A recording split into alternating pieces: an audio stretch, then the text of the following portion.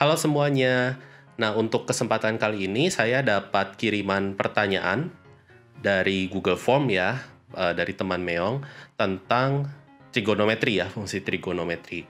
Nah, bagi teman-teman yang lain yang ingin bertanya juga boleh, silahkan isi aja atau submit aja pertanyaannya pada Google Form yang linknya ada di deskripsi di bawah ya. Nah, di sini kita ingin membuktikan identitas trigonometri yang diberikan ini benar atau salah sih gitu ya. Ketika X-nya terdefinisi pada kedua ruas gitu. Nah, untuk membuktikan identitas ini, kita cukup bermodalkan identitas sudut ganda saja. Nah, di sini identitas sudut ganda yang perlu kita ingat-ingat ada dua saja yang paling penting ya, yaitu adalah sinus. Jadi sin 2X itu adalah 2 kali sin X kali cos X. Lalu kita punya cos 2X. Cos 2X ini adalah cos kuadrat X min sin kuadrat X. Nah, di sini kita bisa punya bentuk cos 2X yang lainnya dengan bermodalkan cos kuadrat X tambah sin kuadrat X ini sama dengan 1 ya. Jadi kita bisa punya cos 2X yang lainnya ini dengan mensubstitusi cos kuadrat X-nya menjadi 1 min sin kuadrat X, kita akan punya 1 min 2 sin kuadrat X. Atau dengan mensubstitusi sin kuadrat X-nya menjadi 1 min cos kuadrat X, kita akan punya 2 cos kuadrat X min 1, gitu ya. Jadi kita punya beberapa identitas untuk sudut ganda yang paling penting yaitu adalah sin dan cos, gitu ya. Nah, dalam kasus membuktikan kebenaran identitas trigonometri, ini identitas itu harus dipenuhi untuk setiap X ketika ekspresinya terdefinisi. Jadi, jika ada salah satu X yang membuat ruas kiri dan ruas kanannya berbeda nilainya, maka identitasnya ini adalah salah, gitu ya. Nah, dalam kasus ini, kita lihat dulu, kita ingat-ingat dulu bahwa sinus theta gitu ya, saya pakai huruf yang berbeda, misalkan theta, ini bernilai 0, ini ketika theta-nya adalah kelipatan dari pi ya, kelipatan di sini adalah K-nya bilangan bulat, seperti itu. Nah, maka dari itu, pada ruas kanan, kita lihat ruas kanan kita adalah sin 8X dibagi 8 cos X ya, 8 cos X.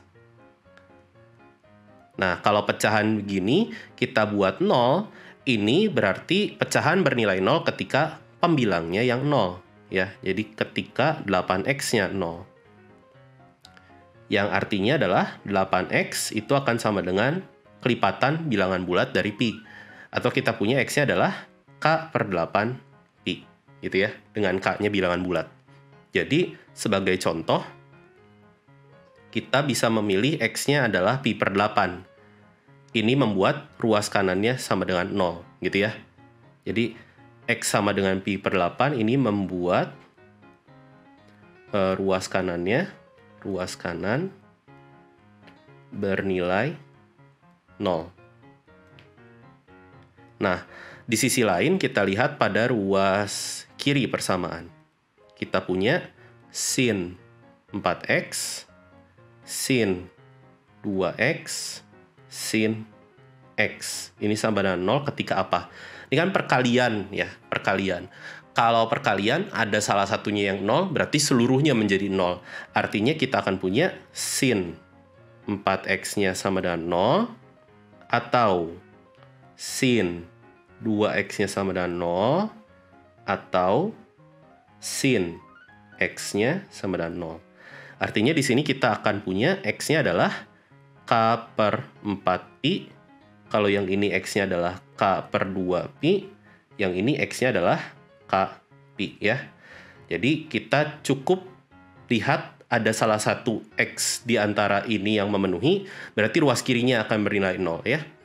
Nah, namun dengan contoh yang kita pilih yaitu X-nya sama dengan pi per 8, kita bisa lihat bahwa kalau kita punya X-nya pi per 8 ya, di sini ini contoh yang tadi gitu, saya beri nama contoh ya di sini.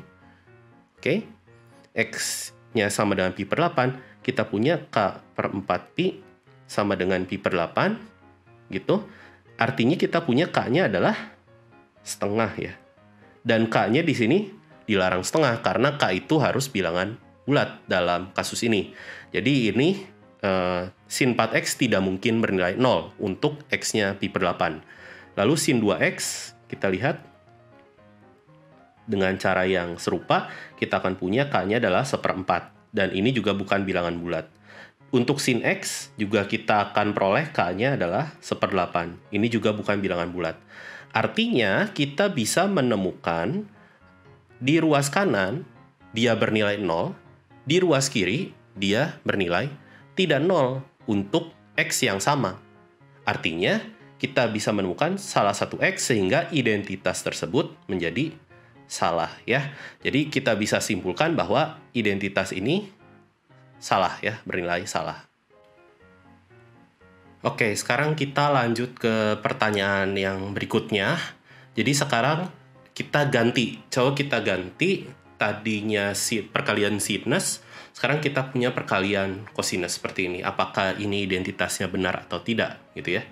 Nah, jadi kalian bisa cek sendiri bahwa dengan nilai-nilai X-nya pada pembuat 0 di ruas kanan, yaitu sin 8X sama dengan 0, itu ketika tadi X-nya K per 8pi, begitu.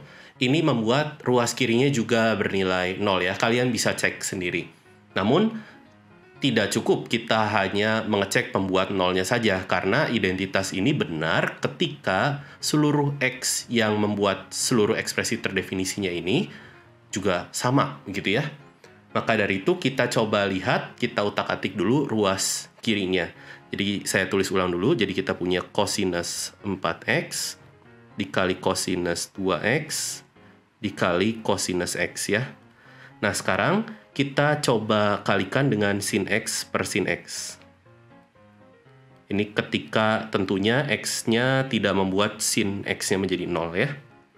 Nah akibatnya apa? Akibatnya kita punya cos x dikali sin x, yang tidak lain merupakan sin 2x dibagi 2, gitu ya, karena kurangnya pengali 2 dalam kasus ini. Jadi kita punya cos 4x dikali cos 2x dikali sin 2x per 2. Jangan lupa ada sin x-nya di bagian penyebut.